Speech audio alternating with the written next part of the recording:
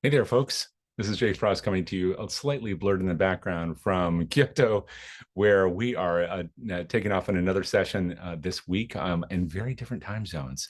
So if you see me looking a little blurry in front as well as behind, you'll just give me a little prod and we'll get things back on track. But I'm sure you won't have any difficulty in keeping your attention and focus today because we have a great guest, and I'm going to introduce him to you in a moment. But first, I want to welcome you here and, of course, to the conversation. So during the session today, I hope you'll use two things. That is the chat, which you'll find usually right below at the bottom of your screen, and, of course, the Q&A as a way to be a part of what we're talking about. Since we can't see or hear you, we do want to hear from you.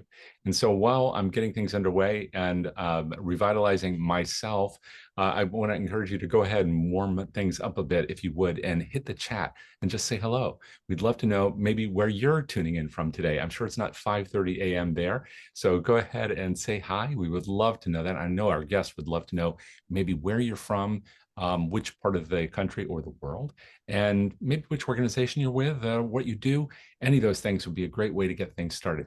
And as we're doing that, I also want to thank our sponsor for their support for this series. It goes back to 2016, and one was called Flash Classes. But today, of course, as you know, the Philanthropy Mastermind series, where we have leaders in the field of fundraising and philanthropy talk to us about a range of issues. And once again, we have a guest who's certainly going to do that with us today. We won't be talking, however, about DonorSearch much unless our guest chooses to mention them, which you may or may not. But you can learn a lot more about them and about your donors at donorsearch.net. And while you're there, you'll find out all about this series under the resources tab. And if you're not a part of the list of people who get invited to these things, I hope you'll sign up there. And if you want a recording of a past session, you'll find hundreds of them there. We've done over 550 sessions going back to the beginning, and a lot of that is available there and on the YouTube channel that DonorSearch holds. So with all of that, I want to make sure that we say hello to Heather, who is helping us out from the Exploratorium. Wow. Okay, back in my NEA days, that was a grantee. You guys are pretty awesome. Great to see you here from San Francisco. And the rest of you, join Heather if you would in the chat and say hello. We would love that.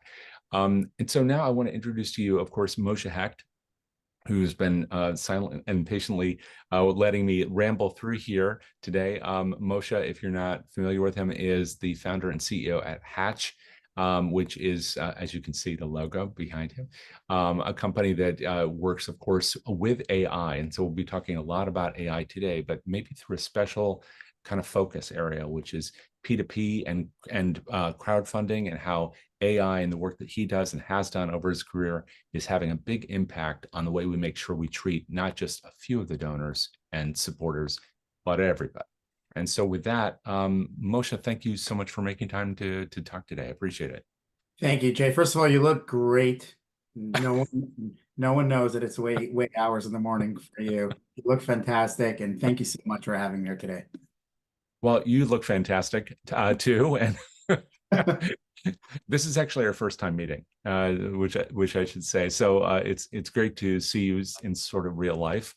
Yes. And when we were chatting before, you were telling me a bit about yourself and about Hatch, but I want to make sure that people have a little bit of background on that. So I could give a thumbnail, but it's probably better for you to introduce yourself. But make sure you touch on your book, the work that you did previously at other firms, and since you may not mention it yourself, you have been honored as the nonprofit fundraising professional by Nonprofit Pro of the Year. So a lot of things that you can talk about in terms of your career. But can you just give us a thumbnail sketch of your work and then what led you to found Hatch? Sure. So, I've had the great honor and privilege of servicing nonprofits for over a decade now. I started off as helped build a company called Charidy.com. That's charity with a D, a crowdfunding platform for nonprofits.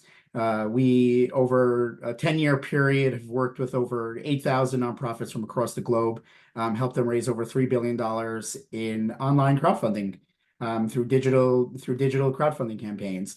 Our platform was unique. We were kind of one of the first to develop this system of this short-term campaigns that that intended to reach large sums of money. So it's kind of counterintuitive, right? You'd think that you need the more money you want to raise, the longer you would need to do so in online crowdfunding. And we came in with this kind of almost radical idea that if you want to raise large sums of money online, you actually have to do it in the shortest amount of time in terms of how the campaign is live. And that created a certain sense of urgency. And there were a lot of features in our campaigns that were unique to really leverage the entire community. So over my time working with over 8,000 organizations, raising over $3 billion for these nonprofits, and we would work very intimately. When you're working with an organization that's maybe the first time raising $1 million in crowdfunding campaigns, you really get to know these people very, very intimately before the campaigns and the planning, during the campaigns, after the campaigns and the celebration of the success, and then also in some of the unfortunate habits of after the campaign of what they would do once the campaign is over. And that's really where the focus, where I would like to kind of focus as a pivot point as to where Hatch was born. So we would work with these organizations, raise tons of money in a short amount of time through crowdfunding, and then they would end with these large lists of new participants for their organization. And sometimes when we would meet with them like 9-10 months later after their campaigns, and we'd get ready and poised to launch their next year annual crowdfunding campaign, first thing I would ask them, I would say, well, how did you really monetize these people throughout the year? You have a list of 5,000-10,000 new people through your crowdfunding campaign. And unfortunately, 9 times out of 10, they would say, actually, we haven't even gotten that list out of the crowdfunding platform into our CRM or really started, honing in and cultivating those individuals. And this kept happening again and again and again and again. And in a world where everybody is preaching from the rooftops of cultivation, nonprofits were kind of ignoring the greatest asset that was right under their nose, which is these large new donors that they were getting, and not just from crowdfunding, from peer-to-peer campaigning, from events. And they were kind of ignoring these people. And what I've seen in totality, and not just in our platform, but in the industry wide, is that, I believe that the greatest challenge facing nonprofits today is no longer, oh, we need more people, we need more lists, we need to get to grow our base. Today, I believe that, at least to mid to large size nonprofits, the greatest challenge is how to actually monetize those lists, how to actually build deeper relationships with the people that are already right under your nose, right? And not all of them, especially with peer-to-peer and crowdfunding, they're not your first tier connections. A lot of them came through friends. A lot of them came because a friend asked them to give, and they're not might necessarily be so closely associated with the organization, but those are still prospects that have given you money and are primed for cultivation, for relationship building. So seeing this happen again and again and again, industry-wide, where nonprofits were really just failing to monetize 90% of their databases and just really focusing on those major donors, focusing on those most active supporters, I thought that there had to be a solution. When looking through the industry of like, okay, how do you monetize large lists of individuals? So in the business world, there's all these marketing automation tools, there's these data enrichment tools, but there really wasn't anything that was really focused specifically for nonprofits to really help the marketers, the campaign managers to get a deeper insight into their constituents. So what we've built at Hatch, it's kind of, everyone is here because they're at least a little bit familiar with DonorSearch and wealth screening. It's kind of like wealth screening for peer-to-peer and crowdfunding. Okay, that's kind of how we position it for more experienced nonprofit professionals.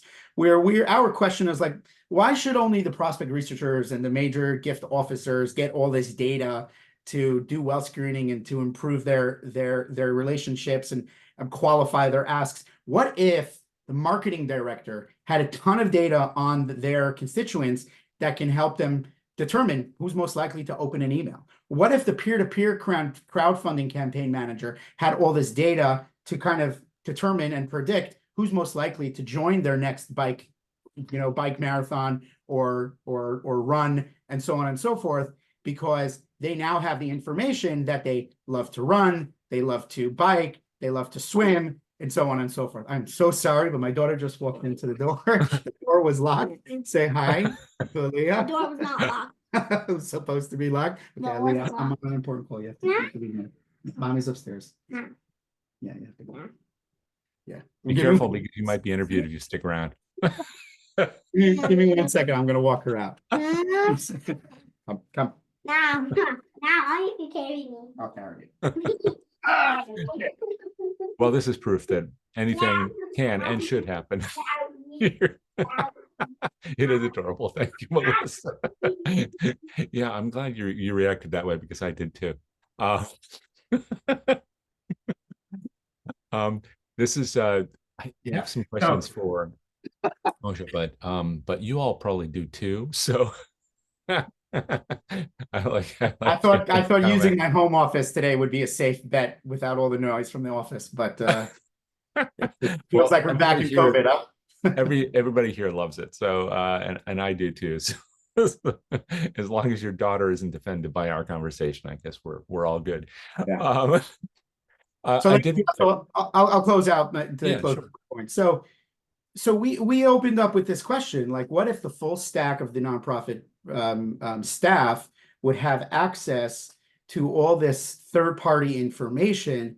Imagine what it would do to help surgically, to help their marketing be more surgical in terms of the timing, the precision of their communication. And what if peer-to-peer and campaign managers had this new information to help grow their participation? And that's where Hatch was born of. And that's kind of the world that we're living in right now. And this is kind of what we're providing. And this is everything that I'm all about right now. Like, give the marketers, give the peer-to-peer campaign managers, give the crowdfunding managers. It's almost this predictive power, right? Give them this predictive power to grow their participation. And I'll close with one just data point. Like, is this really important? Well, I think it's not only is it important, it's kind of critical. When you look at some of the larger, more successful nonprofits, take American Cancer Society, for example, that's raising, over $1 billion a year. You wouldn't believe how much they're raising from peer-to-peer, over $350 million. That means a third of their money is not coming from major donors.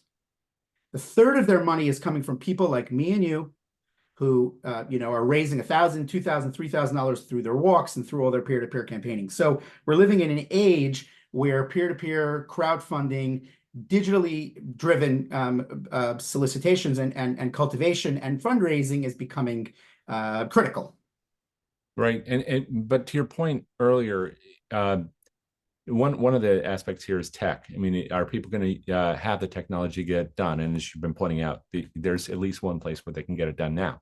But the other problem is this kind of psychological block, which is present both among people on the marketing side of organizations, but also, maybe just the rank and file within our nonprofits, which is that you can just go out and ask people for money over and over and over and over, and it's fine. You don't have to build those relationships. I know we talk a good game about stewardship, especially for major gifts and campaigns, but for the rest, I wonder, even if you've overcome the technical hurdle, are you finding that people, that a light is turning on and that they're really trying to build relationships with people who decided to show up for one of those walks, or that the American Cancer Society has done so successfully, but on the stewardship side, they can always do better?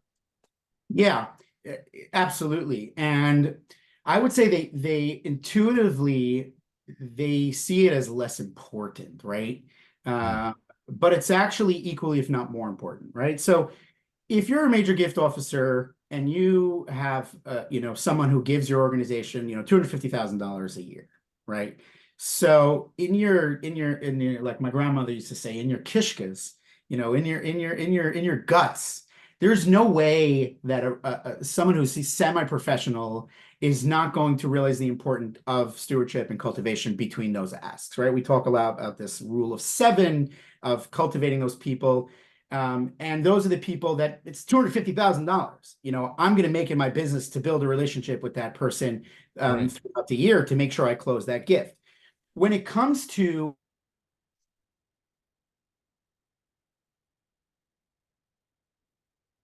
what am I gonna send a postcard or call that person and be there for them on their birthday and you know, find opportunities to cultivate them? It just doesn't seem to be worth my time for that $100 gift.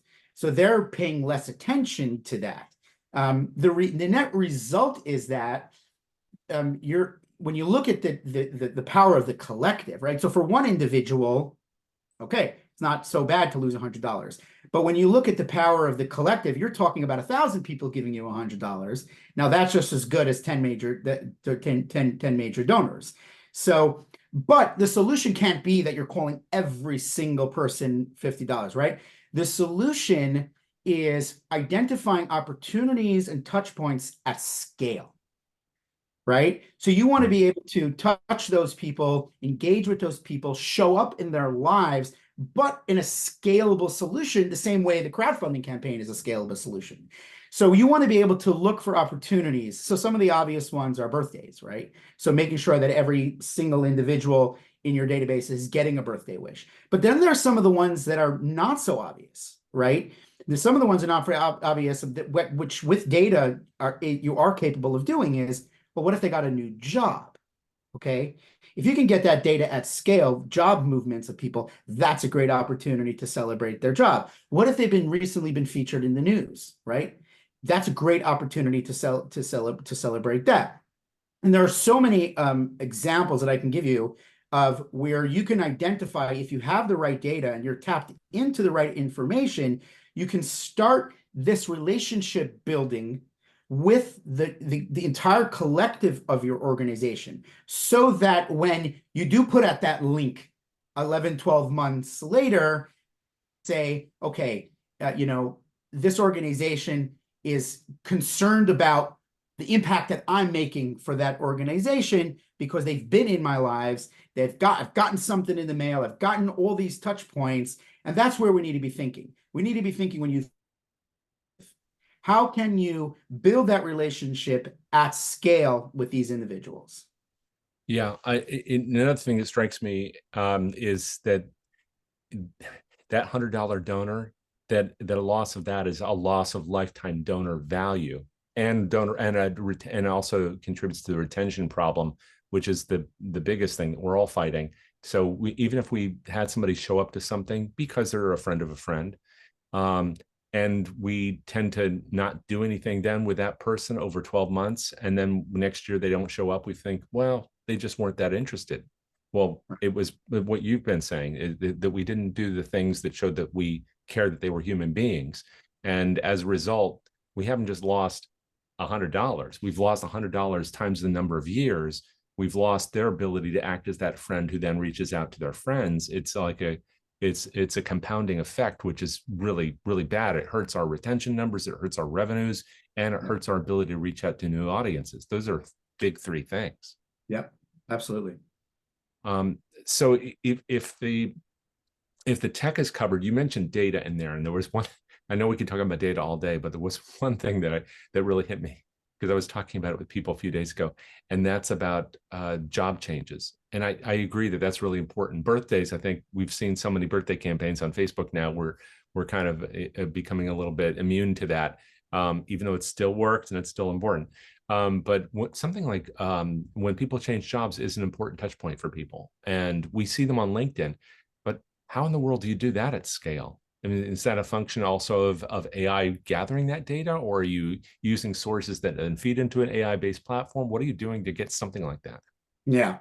Well, I don't want to talk about Hatch too much, but that's what we do.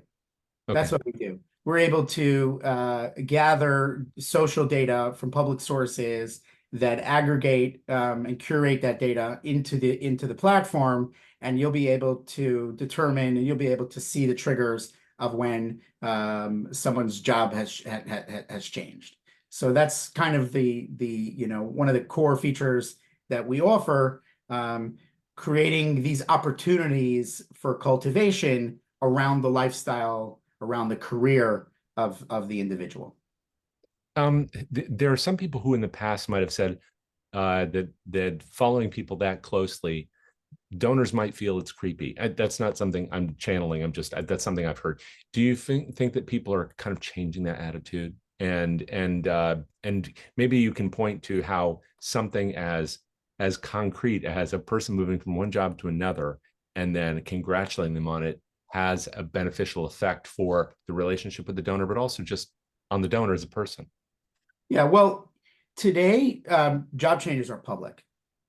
So, and people are celebrating their job changes. Okay, so whether it's on LinkedIn, whether it's on Facebook and some other platforms. So anything, I would say that anything that the donor has chosen to publicize, right? That's already something that we're celebrating on LinkedIn. If someone changes their job on LinkedIn, I mean, they're out there, they're telling people about it.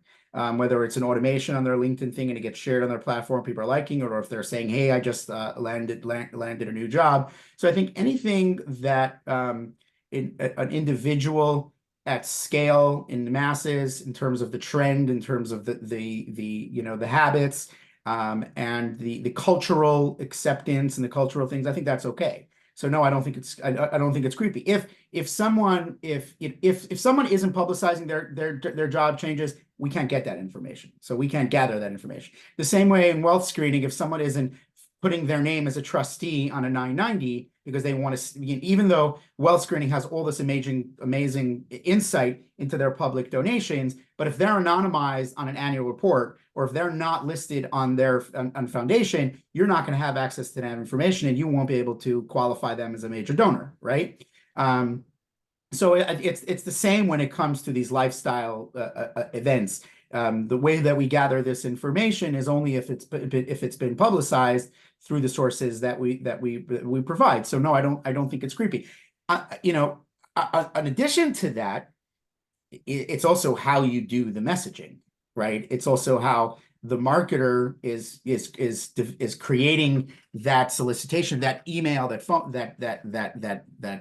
whether it's a personal email, whether it's email blast, whether it's a comment on their social media, whether it's a text message, the composition of that email, the timing of that email, who it actually comes from in the nonprofit. It's got to come from the right person, right? So if an intern at a nonprofit is saying, "Oh, congratulations on your new job," I'm sorry, who are you? Like it's not the right person. So weird. Yeah, so there are layers to doing this in a tasteful way. Yeah, and this isn't something I thought about until you've been talking about this, but I'm wondering about these are all celebratory, the things we've been talking about, but there are also touch points in people's lives that are different, and memorial gifts might lend themselves to this kind of honoring of people, or honoring of events in their lives which are not happy but they're important. Is that something that you've seen organizations navigate successfully, where they show concern or respect for people's those kinds of personal touch points, and again it feels normal, natural, and appropriate? Absolutely. I would say like this, just as a broad statement, if it's awkward to be there through the evolution of their life, you probably might be doing something else wrong. You probably have never maybe built a decent relationship in the first place with them, or you probably ignored them for 5 years, and then all of a sudden coming in and saying, we're really sorry for the death of your parent. Like who are you, right? So you can't, you got to build good habits on top of good habits, right? If you're starting to build good habits on a years and years of bad habits, then you got to really come in really, really carefully, and I think you got to deal with that on a case by case, right? But if you are an institution, an organization, and someone representing that organization where there is some expectation that they should be there for them, right? There's some expectation, whether it's their local school, whether it's their local food bank, whether it's an after-school program that their kids went to, whether it's their alma mater. These are organizations that have, been in there for them in their life in the past. And I think being there for them in the downtimes is probably equally, if not more important than being for them in the celebratory times. because, and that has to be very, very tasteful, and obviously has to be done on a case by case. But yes, if there's a passing in the family, you should reach out to them and say, whatever culture you come from, whatever words that need to be used, whatever, however you communicate, however you show up, to be there for them. And that's not something that goes into a mass email. That's something which is a personal email or a phone call. And that's also really careful, right? When it comes to very, very sensitive touch points, do not throw that into a mass email. You do not, a lot of organizations get away with like mass email for birthdays, which I'm not crazy about. I think, unless you have, 1 million people in your database, and it's just, it's very hard to divide and conquer, but birthdays should be done on a personal level. And today with GPT generation, you can think of a really good letter to send somebody and use AI to just, sprinkle that letter up a little, give you a first draft, and you do the second draft, and it should be personal. When it comes to unfortunate times in their career, in their times, you absolutely should be there. And I would take it a step further, that where you're coming for them in solicitation, and you say, like, where were you when my mom passed away? Where were you when my spouse's company went kaput? Where were you when all these, so I think absolutely you need to be there for them, for the milestones in their life, good or unfortunate. Wow. Actually, the things you just said, I have heard from people, either, people were in a position to make very significant gifts later and were ignored during touch points, both good and tragic, and earlier in their life, and earlier in their life cycle with the organization, and the organization could have said something and didn't. But I wonder if part of this is also scale, done in a human way, which I know you're alluding to, and the platform helps with this, but is it also how people are utilizing the platform? Or we can talk about it in terms of GPT. So there's a big difference in 3.5 to 4.0, at least I've seen, in terms of the kind of content that we can generate if we're trying to generate a note to somebody. But when we're trying to generate a note to many people, because as you said, if you've got 1 million donors at American Cancer, then, and this is true for a lot of P2P organizations, you have a lot of people who've gone through the events at Alzheimer's and other organizations during the year. How can the organizations themselves be doing that kind of sensitivity at scale, even if they have the right data and they have the right platform? Yeah, I'm gonna say something which some people might not agree with. Some, as much as I'm, raising the flag of using the most, cutting edge technology, the generative AI technology is not there yet at a point to be composing mass emails. I don't care how much data you have in these people, because the radar of us, just every person who is just a little bit technically savvy, in the slightest technically savvy, when you get an email that's generated by AI and that has not been touched by a human being, it. And that will destroy a relationship when it's an important milestone. Because really, did they just send me an AI generated email around such an important part of my life? It's not there yet.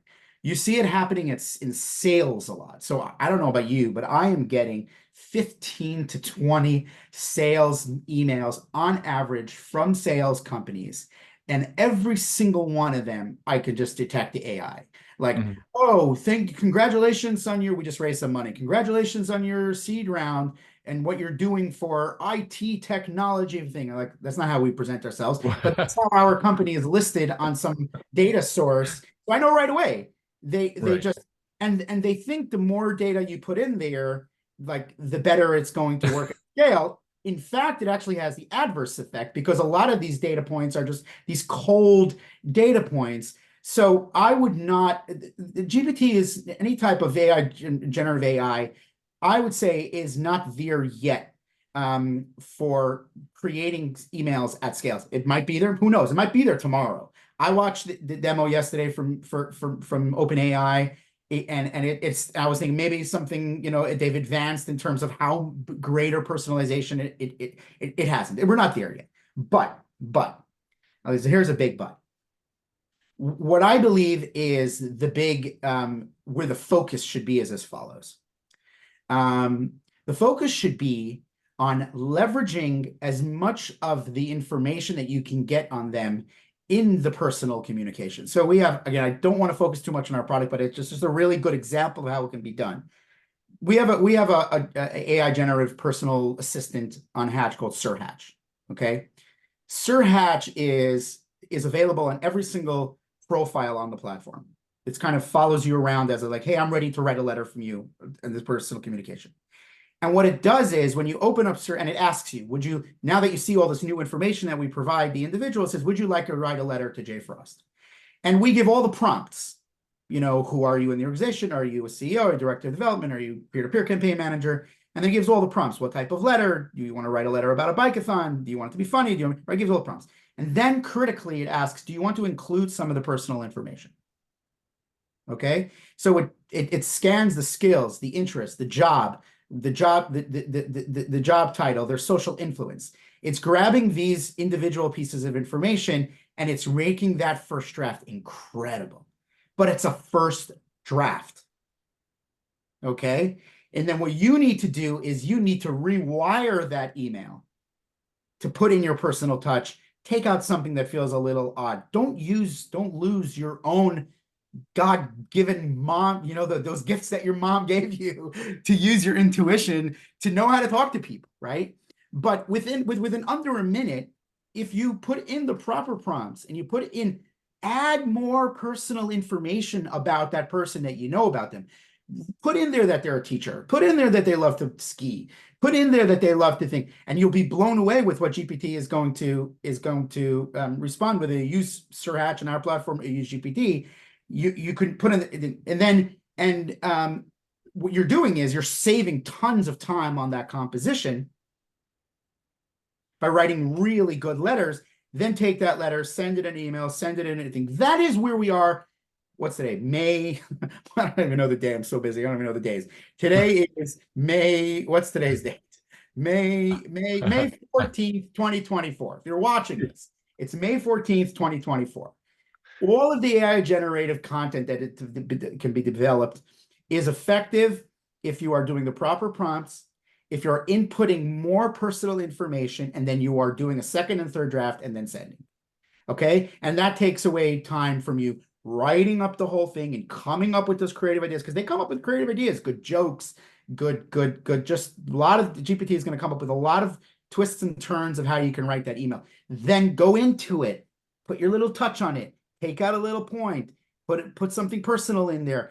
And we're not there yet. At this day and age, we're not there yet to start sending out GPT generated personal communication around lifestyle episodes, lifestyle points to think. We don't have a lot of time today. I mean, there are some times where you can automate, let's say on email receipts, like on donation receipts, which are usually just the stale email. You want to throw in that through GPT and maybe make it a little bit personal because it's already kind of not a personal email. So if you get a little bit personal, could be nice. But yeah, that's just my 2-second take on that. No, I appreciate that. And I'm chuckling in the background because I'm actually interviewing you from the future. It's May 15th where I am. Okay. So I couldn't tell you the date because I wasn't sure for a second. But that's really an important point or several points. And one is about not taking for granted the powers of generative AI, no matter how powerful they are. But that it still saves time. So, because again, the barrier many people will put up to using these tools or to doing these things that are in their interest and the donor's interest is either I don't have the tool or I don't have the time. Well, there are the tools and there's time. But you opened the Pandora's box of discussions about AI right now, saying some of the good and the bad. Do you have some other thoughts on where AI is proving to be particularly beneficial in ways maybe most of us aren't talking about, and some of the things that you're imagining might be coming on the road ahead soon, especially because you just went through that open AI discussion. I'm sure you've seen some of the things that are really terrific, and some end up being like a horse and pony show or just sales? Yeah, I think when you I think when you think about planning for an effective peer-to-peer campaign, and planning for an effective crowdfunding campaign, or even some type of event or marketing, there I would, let's say, just for this sake, there are two categories where AI and data can help. So first of all is in the composition of all of your developing marketing materials for these things. So campaign descriptions, email solicitations. In my past company, we had like a Charidy.com where we would run crowdfunding campaigns. We had like a rule book, kind of like a go-to market strategy to launch an effective campaign. And one of the key tenets was that before every short-term market crowdfunding campaign, let's say you do like a 24-hour blitz or a Giving Tuesday, you have to have at least 4 solicitations going out before and then 4 during the campaign. That was kind of our magic sauce, where like the first email would be kind of like something big is coming, to create some mystique, create some mystery around the campaign. That would come like a week or 2 before the campaign. And then the second email would be kind of this reveal, right? And then third email would kind of be like, guess what? We're raising $100,000. And then the fourth email would be like, we're launching, right? So it kind of lead this up, start with some of this mystique, some of this a little slowly reveal, and then these and then 4 emails during the campaign, like progress emails, progress communication, like we're at 25%, keeping them in the know, right? We're at 50% of our goal. We're at 75%. We're 100% of the goal. All of those emails that would take us days to compose could be done in minutes. You tell the whichever platform you're using, you tell the AI, we have a campaign, it's going on March 17th. Okay, this is the program that we're running it for. This is where the funds are going to go. This is how much we have to raise. This is the time frame of the thing. Create an 8 email series, starting off with mystique, with a greater reveal, then going in and give them all the instructions. Okay, it'll take you 15 minutes to give them the instructions. They will compose every single email, every single social media post, every single text message for you in under 30 seconds, the entire composition of things. So I think that is one trend, that if an organization is not doing that today, they're wasting time. They're just wasting a ton of time. Or at least if the copywriter that they hire, which I don't think they should fire their copywriter, but if the copywriter isn't being able to double the amount of content in half the amount of time, and then can focus the rest of their billable hours on creative social media content that the GPT can't do, right? Or creating personal emails to board members and to, right? It's all about harnessing this to, automate what can be scalable, and then focusing a lot of that free time that you have now on improving what's not scalable, improving what really needs that extra attention. So I would say in terms of content, that's one thing, which is, that's now. That's where we are now. I think the second thing, the most critical thing about any type of event planning or any type of people-driven campaign is the people. Okay, so when you think of launching an effective crowdfunding campaign, a good old Malcolm Gladwell tenant comes to mind of, like, the power of the few, right? When in the tipping point, we talk about all these things that make things go viral, that make things, gather attention. The power of the few to magnify a campaign is greater more than ever. So finding those social influence things. So now the question is, as a nonprofit, how do you find those social influencers in your database? How do you find those people in your community that are most likely to lead a team, that have those attributes of leadership? Well, data can now do that for you. So by harnessing the right data on people, we do this in our platform, where we have a social influence score, which gathers data from their Twitter followings. It gathers data from how often they've been featured in the news. It gathers data from, let's say, even from wealth screening, from our partnership with DonorSearch. It gathers data from how frequent they're giving to other organizations, so how active they are. We take all of this data, we aggregate it, and we create a score called a social influence score. And you can now segment and rank your entire database by who are the most influential people. So within just a few clicks, you can identify the people who are most likely to lead and magnify a crowdfunding campaign, people who are most likely to lead a peer-to-peer campaign because they have leadership attributes, right? Or because they're very frequent givers or very active in multiple organizations. Usually the ones that are active in multiple organizations are going to give you extra time because that's what they are. They're volunteers, they're philanthropists, they're active. So using data to identify the individuals in your database that are going to have that power of the few, that have that power of, that have those great networks. Today, if you're an organization, and I'll close with this, if you're an organization and you have north of 5,000 people in your database from any demographic, North America, let's just even say North America as an example, there are at least 50 people in your database that the world would call social influencers. And 5 years ago, you couldn't identify those social influencers, right? Today, when you aggregate data properly and you use data to do that, you can now, with a few clicks, identify who those social influencers are in your database. And your campaign manager, before you do anything, let's start with these people. We have a campaign coming up in 3 months. Are you willing to be an ambassador for the campaign? So it's content and people. It's so hugely important. And actually I've been through a couple incarnations of people developing scores like that in the past. And you're right, they all disappeared, sometimes because of, they didn't have the proper licensing arrangements, sometimes because people didn't know how to use the scores, or the scores were just bad. Or they just did things like they looked at just the follower count.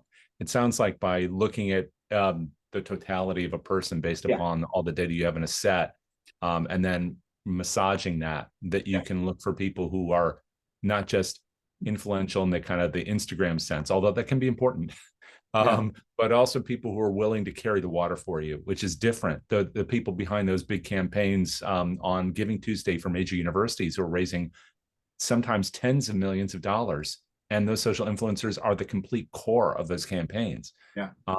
So are you finding that that's becoming more important for outside of higher education, for other organizations which have tended to either just say, we can't go there, we don't have those people, or we have to find a celebrity, which is my favorite? I would say celebrities are the worst. Right. Celebrities. Sorry, celebrities, if you're watching. No, well, because it's celebrities are great. But the likelihood of you getting them to engage, if they haven't already, it's hard, it's difficult. But I'm talking about this world of regular day social influencers, and those are becoming more and more rampant. Those are becoming more and more people that aren't a celebrity. They might not be on the red carpet, but they have large influence online. They have large Instagram followers, large Twitter followers. So every organization, it's just the numbers don't lie. There's just a certain percentage. Again, if you're an organization, you're servicing any type of community. I don't know how much maybe in Europe or anything, but I know North America for sure. If you're an organization, you have 5,000 people in your database, I put money that you have at least 50 people that have this power, that go into this category of an influencer, that have this gravitas and have this audience and have this attention from their base, from their following, that they need to be harnessed, and they need to be given extra attention and given incentive, to join this campaign as an ambassador. This is not necessarily new. I know there's some other tools that have done this in the past. At least one comes to mind of creating these social influence scores. I know we do it pretty well. And I'm just, to anybody listening, it's available. To be able to go through your list and identify the people in your list that have the greatest likelihood of being an ambassador for a campaign, and having the network and the voice and the power of amplification to have a 10x impact on your, public crowdfunding campaign or public peer-to-peer or public event, it's possible. Yeah, we've talked about this in the series before, and our producer, has talked to me a lot about this with Twitch, and that Twitch is something that many fundraisers of a certain age don't even know what it is. It's enormously impactful in terms of many things, but one of them is you've got a lot of influencers there who are who we've traditionally ignored, and then we shouldn't ignore them. And then secondly, it's a lot of money that they have raised for charity on those platforms, and they're very dedicated volunteers for those causes that matter to them. Sure. One of the richest people in the world now is a person who is not a Twitch streamer, but a social media influencer who's built this huge YouTube following and has monetized it, and now it makes a lot of his money by giving away money on those platforms by coming up with contests and things for charity. So you're talking about Mr. Beast? Yeah. Yes. Well, I will add to that if you study Mr. Beast, he has built his entire empire off altruism. So I think a lot of us maybe have this misconception of these social influencers that are all just want to play computer games all day and just, are not interested in, in social causes. The greatest social influencer of our time right now, in my view, is Mr. Beast. And I think most people would agree, in terms of just like a organically built, social influencer. Right. If you look into his history, his entire empire was built off altruism. He started off by doing these videos about these beautiful acts of kindness. And then he did these campaigns by giving money people away. And now his foundation is huge. And it's all about altruism. And I think you'd be very surprised by, I'll actually flip it. You are in the position to give social influencers a platform for good. So if you're out there today, you're running a nonprofit and you're doing good work, social influencers are looking for opportunities to emulate Mr. Beast, because they may not have built their empire off good, altruistic, beautiful acts, random acts of goodness and kindness. They may have built it off some more, let's say, mundane thing, right? But they know that it works. So for them, you are in a position of power to go to them and say, we have this cause. We're helping children with special needs. We're helping children who don't have access to education. We'd love to collaborate with you on this campaign that we have going on. If you bring it to them in the right way, that's fuel and fodder for what they're doing. So they're looking for these opportunities. So you're actually in the position of power here. You're in the driver's seat as the leader of the organization. I love that that instruction for people to go and look for them, to help them, because of course then it ends up helping you. And that altruism, we used to have these expressions in the sector where nonprofit to some businesses meant no profit, and that's why they didn't pursue it. But you've just flipped the script right there, and by pointing to a very concrete example of somebody who's done it very effectively, and there's no reason why others can't as well. Yeah. So that's something that's really changed. Is there anything else that has really changed? Anything that's really surprised you as we get kind of close to the end of our discussion today, that kind of informs where you're taking things, both personally and professionally, but also where the rest of us can be thinking maybe differently about these changes? I have an interesting thought that I've been, it's kind of been brewing up over the last few months. Nonprofits, historically, we've unfortunately kind of missed the boat on many of the technological revolutions that have happened. We've kind of historically been a decade behind on a lot of the technological things. So around communications, when all businesses were using email, we were kind of still stuck in the snail mail until we kind of caught up, right? In the internet age of social media, we then were starting to do emails, and then we kind of fell behind on the social media trend. I think when it comes to the AI revolution, I think that we don't have to be behind on this one, okay? And I believe, and not just because I'm saying it, because I think there's a secret weapon that we have And I don't think we're talking about it enough. And I think if we lean into the secret weapon that nonprofits versus companies, corporations, sales teams, and whatnot, what we have is a much greater, deeper understanding of our people. Okay. If I'm running an e-commerce site and I'm selling sneakers on Amazon, what information do I know about this person? I know his shoe size, and I know that he likes red shoes versus white shoes, and I know his price point. If I gather all the data available, that's it. I know his shoe size. I don't know what's important to him in life. I don't know what drives him. I don't know his passions. If you're a nonprofit, the information that you already have on the individual and the information that is available through enrichment softwares, you have a leg up on all other sectors. You have a leg up on all other industries because, first of all, the data that's already in your CRM, okay, you know that they're giving a certain amount of money and a certain consistency. You know what program that they're giving to. You know that they're giving to. So you know deep things about them, important things. They love education.